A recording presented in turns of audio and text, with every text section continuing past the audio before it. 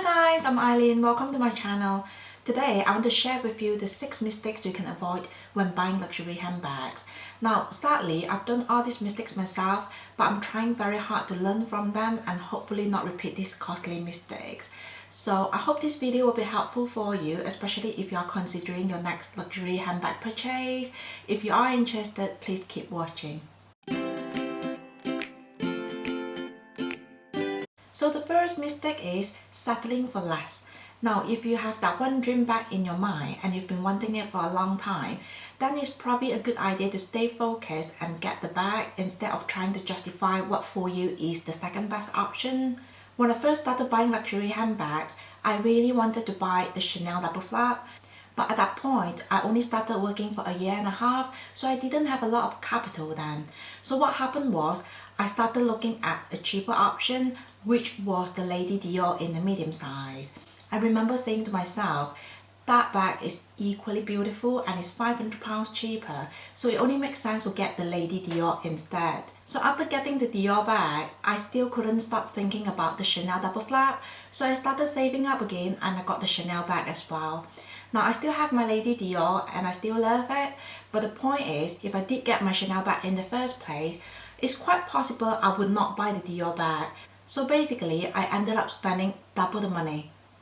I think another common example is you've been wanting a bag for a long time and now you come across this bag and it would have been the perfect bag, but it just doesn't tick one of the boxes for you.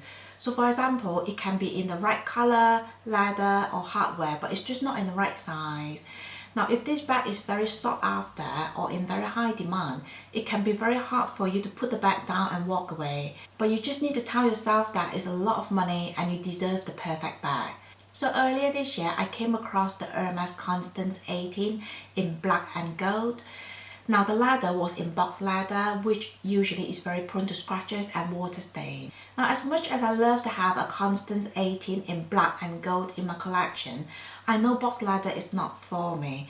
So basically I've learned that if I'm going to spend a lot of money on the bag, it has to be the perfect one, even if that means I have to wait longer or save up more. Mistake number 2, buying a bag because it's the last piece in the store. Now a lot of people talk about how if you don't buy a Chanel bag fast enough, it'll be gone in the dash and you'll never see it again. Now that is very true because Chanel bags sell out so quickly. However, I don't think you should let that affect your judgment or your decisions. I've been there myself. So a while ago, I started looking at the Chanel boy flaps and I really wanted to have it in the old medium size. So one day I was in Chanel and I saw one in the new medium size. Now the SA told me that that piece that I was looking at was the last one in the country. So I panicked and I had that fear of losing out. So I got the bag, but really it was too big for me. So I never really used the bag. I was really angry at myself because why did I get a bag that I didn't really like and I bought it just because it was the last one. So I ended up selling the bag, and thanks to the price increases, I actually got all my money back. But really, you shouldn't be getting a bag just because it's the last piece in the store or in the world. Because it might not be the perfect bag for you, but it might be somebody else's dream bag.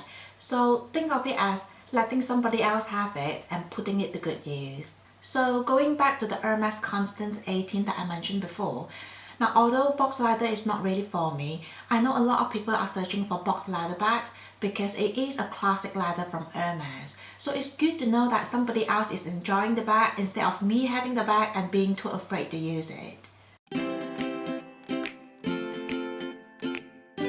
I've also come to realize that patience is really a virtue when it comes to buying luxury handbags. Now I'm not sure if you've been in the situation where you want something so badly, you just want it there and then. I've been there myself. So a number of years back, I was looking for a Chanel mini flap in the black pattern leather with silver hardware. I was searching high and low for the bag for a while, but I just couldn't find one. So one day I was in Dior and I saw this flat bag in the grey pattern leather, so I thought that would be a great replacement for the Chanel flap. So I remember saying to myself, well, I'll never find a Chanel mini flap anyway, so I might as well just get the Dior bag and be happy with it. Now a few weeks after I got the Dior bag, Chanel actually released the mini flaps in the exact specifications that I was looking for. So I got the mini flap and I just stopped using the Dior bag altogether. So I ended up selling the Dior bag and I lost quite a lot of money. So I guess the lesson is you just have to be patient. Nowadays, I will consider my money saved if I cannot find a perfect bag. I truly believe that if it's meant to be, it will show up. And if it doesn't, it's probably time to move on. But the key is, don't rush into anything. I think it's important to remember that when you're buying a luxury handbag for yourself, you are trying to make yourself happy and nobody else. Therefore, you should listen to yourself and you should be the one making the final decisions. I think sometimes even your closest friends and family might not understand your preferences as well as you do. So if you want to buy a handbag in black color, don't let anyone tell you that black is boring or if you have too many black bags, because they are not the one carrying the bag. And if you feel like the bag is right for you, then you should go for it. Another example will be if you want to have a Louis Vuitton Speedy in the size 25 and everyone else is telling you that 30 is better because it can carry so much more, but you know for a fact that you don't usually carry a lot anyway, so why would you listen to someone who usually carries the kitchen sink with them? Now, I'm not saying that you should be ignorant, because feedback and reviews from other people can be very helpful, but ultimately you shouldn't be buying something based on somebody else's opinions. Nowadays, when I go shopping with my husband, he's always saying to me that I have too many handbags in neutral colors, so I should try something else like a bright pink or purple. Now, I fully appreciate his suggestions, but I also understand that he's not the one carrying the bag, therefore I shouldn't be buying something just because he likes it. I still ask for his opinions, but ultimately I'll only buy something that I think will work for me. So I bought all my handbags first-hand from the stores. Honestly, I wish I looked at the second-hand market as well, because after selling quite a few bags myself, I know that you can get bags at a huge discount in excellent condition. In the past, I used to think buying from the store was worth every penny because first of all, you will know that the bag is authentic, and secondly, you get to enjoy the store experience. But now, I'm not sure if the store experience is actually worth that much money, even if they do serve you a glass of champagne, because there are so many trustworthy websites that you can get some good deals from now, especially in today's climate, where a lot of people buy and sell a lot.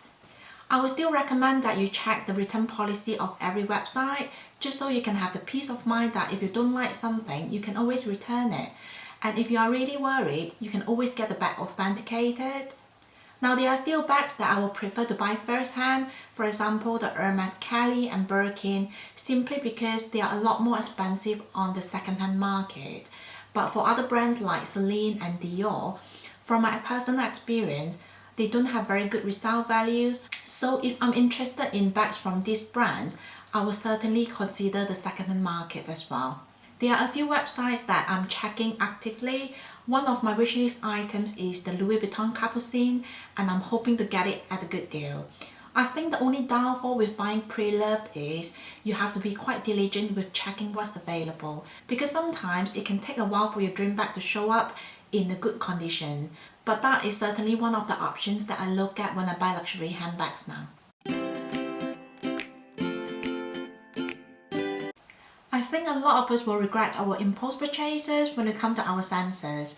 Now, I mentioned in my previous video that it's helpful to have a wish list and try to set a budget of how much you can spend on luxury items that year, because if you do that, your wishlist items will take priority and it's less likely for you to spend on impulse purchases. I also try not to expose myself to temptations now. It can be as easy as not going out for window shopping or going to a store where I have no intentions of buying anything from. So for example, if you are planning to buy a Chanel handbag in 2 months' time, then it's probably not a good idea to go to a Louis Vuitton store and try out 10 other bags, because you might get distracted and before you know it, you might be paying for something that you didn't plan to buy. I also want to mention that some studies show that people tend to make impulse purchases based on their emotions. So I was one of them. In the past, when I was having the best day of my life, I would probably buy something at the height of the moment, and if I was having a bad day, I would say to myself, I deserve something nice. So now, when I'm having days like this, I try to do things which are more experience related. It can be taking a hot bath, going for a massage, going out for a nice meal. Now, I am aware that some of these activities you will still have to pay for, but hopefully they are not as expensive as buying a luxury handbag.